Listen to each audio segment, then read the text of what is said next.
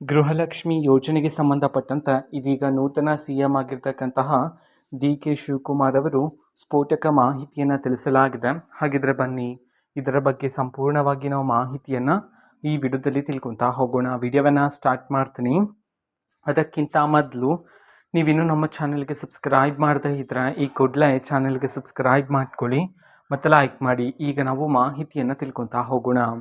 ಹೌದು, ಈಗ ಡಿ.ಕೆ. ಶಿವಕುಮಾರ್ ಅವರು ಗೃಹಲಕ್ಷ್ಮಿ ಯೋಜನೆಗೆ ಸಂಬಂಧಪಟ್ಟಂತೆ ಒಂದು ಮಾಹಿತಿಯನ್ನಾದರೂ ತಿಳಿಸಿರ್ತಕ್ಕಂಥದ್ದು. ನೋಡಿ, ಈಗಾಗಲೇ ಪರಿಷ್ಕರಣೆಯನ್ನು ಮುಂದುವರಿಸಲಾಗಿದೆ. ಗೃಹಲಕ್ಷ್ಮಿ ಯೋಜನೆಯ ಅಡಿ ಯಾರ್ಯಾರು ಅನರ್ಹರಿದ್ದರು, ನಂತರ ಒಂದೇ ಮನೆಯಲ್ಲಿ ಇಬ್ಬರು ಗೃಹಲಕ್ಷ್ಮಿ ಯೋಜನೆಯ ಹಣವನ್ನು ಪಡಿತಕ್ಕಂಥದ್ದಾಗಿರ್ಬೋದು. ಇದನ್ನೆಲ್ಲ ತೆಗೆದು ಹಾಕಲಾಗ್ತದೆ. ಓಕೆನಾ? ಯಾರ್ಯಾರು ಅನರ್ಹರಿದ್ರೋ ಅವರಿಗೆ ಗೃಹಲಕ್ಷ್ಮಿ ಯೋಜನೆಯ ಹಣವನ್ನು ಬಂದ್ ಮಾಡಲಾಗಿದೆ. ಇದೇ ನಿಟ್ಟಿನಲ್ಲಿ ಮತ್ತೊಂದು ಮಾಹಿತಿ ಸಹ ಹೊರ ಬಂದಿರತಕ್ಕಂಥದ್ದು. ಅದೇನಂತಂದರೆ, ಗೃಹಲಕ್ಷ್ಮಿಗೆ ನೀವು ಅರ್ಜಿನ ಸಲ್ಲಿಸುವಾಗ ನೀವು ಮೊಬೈಲ್ ಸಂಖ್ಯೆಯನ್ನು ನೀಡಿದಿರಲ್ಲ, ಅದನ್ನು ಸಹ ಇದೀಗ ಪರಿಶೀಲನೆಯನ್ನು ಮಾಡಲಾಗ್ತದೆ. ಹೌದು, ಇದೀಗ ಸರ್ಕಾರದ ಕಡೆಯಿಂದ ಡಿ.ಕೆ. ಶಿವಕುಮಾರ್ ಅವರು ತಿಳಿಸಿರ್ತಕ್ಕಂಥ ಮಾಹಿತಿಯ ಪ್ರಕಾರ ಗೃಹಲಕ್ಷ್ಮಿ ಯೋಜನೆಗೆ ಅರ್ಜಿನ ಸಲ್ಲಿಸುವಾಗ ಕೊಟ್ಟಿರ್ತಕ್ಕಂತಹ ಮೊಬೈಲ್ ಸಂಖ್ಯೆ ಅದು ಅವರದ್ದಲ್ಲ, ಬೇರೆಯವ್ರದ್ದು ಯಾರ್ಯಾರ್ದೋ ನಂಬರನ್ನು ಕೊಟ್ಟಿದ್ದಾರೆ.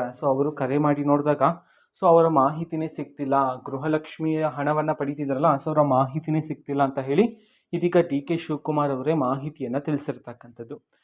ಹಾಗಾಗಿ ಇದರ ಎಲ್ಲ ನಿಟ್ಟಿನಲ್ಲಿ ನೋಡಿದ್ರೆ ಮತ್ತೊಮ್ಮೆ ಅರ್ಜಿ ಸಲ್ಲಿಸ್ತಕ್ಕಂಥದ್ದು ಕನ್ಫರ್ಮ್ ಅಂತ ಹೇಳಿ ಮಾಹಿತಿಗಳಾದರೆ ಬರ್ತಿದ್ದಾವೆ. ಈಗ ಇನ್ನೇನು ಬಯೋಮೆಟ್ರಿಕ್ ಸ್ಟಾರ್ಟ್ ಆಗುತ್ತಲ್ಲ, ಮೇ ಬಿ ಅದರಲ್ಲಿನೇ ಯಾರ್ಯಾರ್ದು ಕರೆಕ್ಟ್ ಆಗಿರೋ ಮೊಬೈಲ್ ನಂಬರು, ನಿಮ್ಮ ಕರೆಕ್ಟ್ ಡೀಟೇಲ್ಸು, ನೀವು ಅರ್ಹರಿದ್ರೇ ಮಾತ್ರ ನಿಮಗೆ ಹಣ ಬರ್ತಕ್ಕಂಥದ್ದು.